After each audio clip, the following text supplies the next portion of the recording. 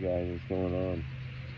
Wanted to come on a minute this morning and discuss some of the cases that are going to be talked about tonight, new cases.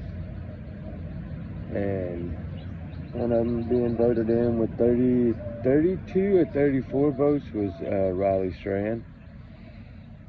The one that happened in Nashville, the fraternity boy, that 22-year-old that was found in the river.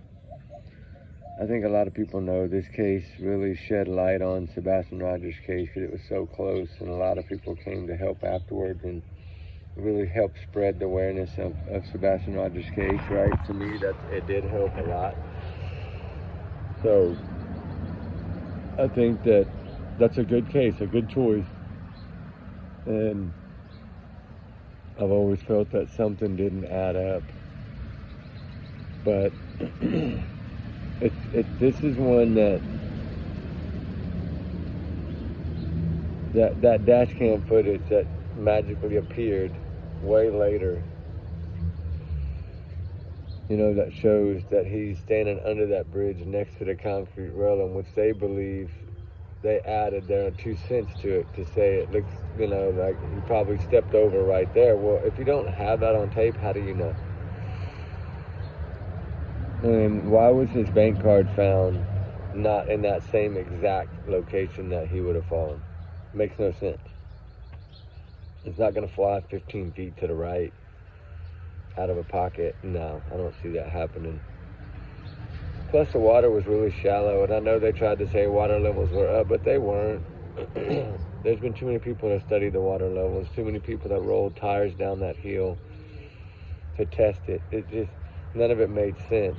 And I know that they're trying to make the fraternity responsible because, the 4 buses that took them, all them fraternity Sigma Chi boys to Delta Chi boys to Nashville from Missouri, from the college, they were evidently drinking on the bus. Supposedly had a couple of shots of vodka and some other things on the bus, right, which are supposed to be really strict, but yet they were all allowed to drink on the bus. Makes no sense. But they said 12 to 15 drinks, but he's only being seen served 3 drinks, so that did not make any sense. And now, unless they all were before they went out, I don't know, maybe they were drinking on the bus and at the hotel they didn't have to drink as many at the bar. I don't know. These are college kids. They're having a good time, right? They're part of a fraternity. But now, if they're trying to pin this on the fraternity,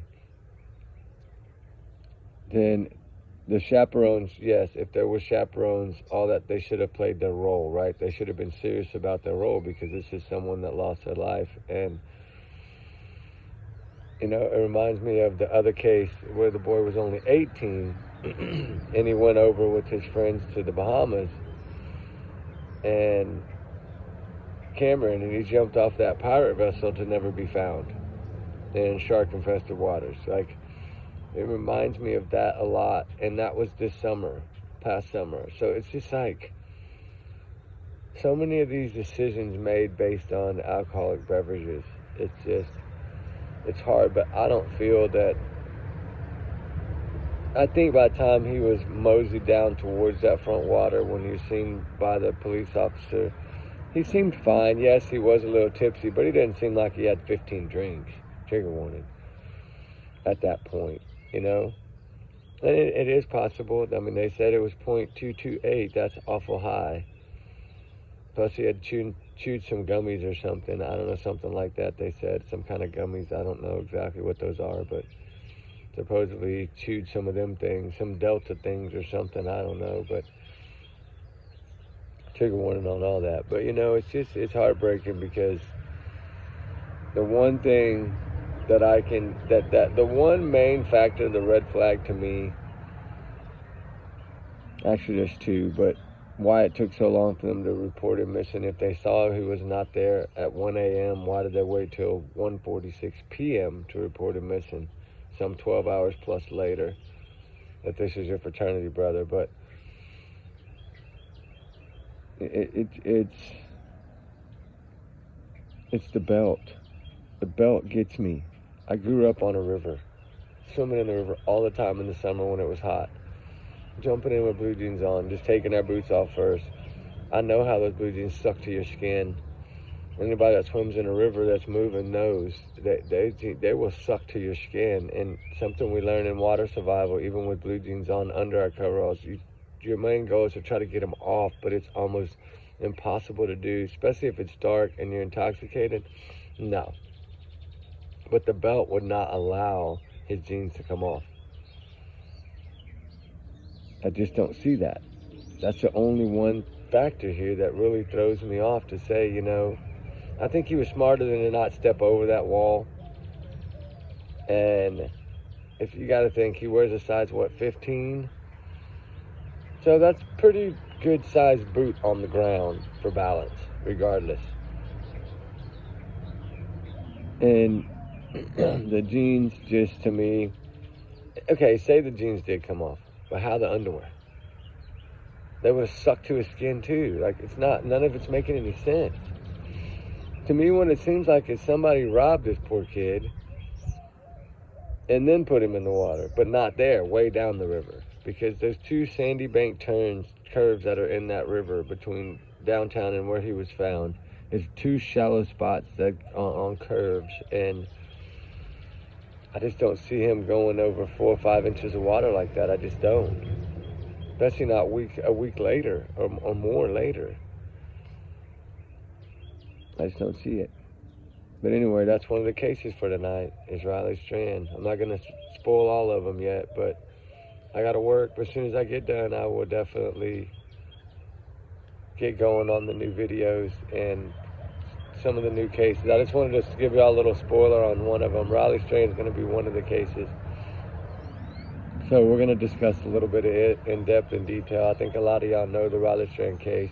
For ones that don't, he's a 22-year-old college student from Missouri that traveled to Nashville for a fraternity formal and basically was found in the river 8 miles away after being thrown out of Luke Bryan's bar, after they had visited Miranda Lambert's bar, Garth Brooks' bar, Kids Rock's bar. And then I guess in their last stop was Luke Bryan, and he was kicked out all before 10 p.m. at 9:38 p.m. So awful early in the night, really. But I don't know. Evidently he tried to get back in, couldn't. And then went walking towards he was looking for the Tempo Hotel, which is where he was staying, but he was going to a different Tempo that was way on the other side of the water. So, on the waterfront. So, that's why he ended up on the waterfront. He was only 0.7 miles from his hotel when he left Luke Bryan's. If he'd have just went the other way. If somebody would have left with him, if they knew that he drank like that on a bus and they knew he had been doing that all day, then they should have known well enough to go with him. One of them should have designated to go with him. This is what you do. You don't leave your brothers behind. Sorry, you don't. Especially if you're going to say that he was drinking this much on a bus on the way there, all before 4:30 p.m. that day. That tells me a good, 9-10 hours they were drinking alcohol beverages? Trigger warning. Remember, allegedly, these are my opinions. It's a big alleged bubble. Don't take it as facts. Take it as a grain of salt. But, I'm not going to get too much into it yet. I don't want to spoil it too much. But that's the case tonight. So I did want to give y'all a little heads up, sneak peek at what's coming. There's another one, Jackson Matthews. It was a young guy that was in the service that was fixing to go over to Afghanistan, went on holiday with his girlfriend and vanished. That's another one. And this one gets a little crazy, but then the third one I'm not going to tell you yet. So anyway, y'all guys have a good one, all right? We'll chat at y'all later after I get off work. Y'all guys be good, be safe. We love y'all guys. We'll talk soon. All right, guys? Bye.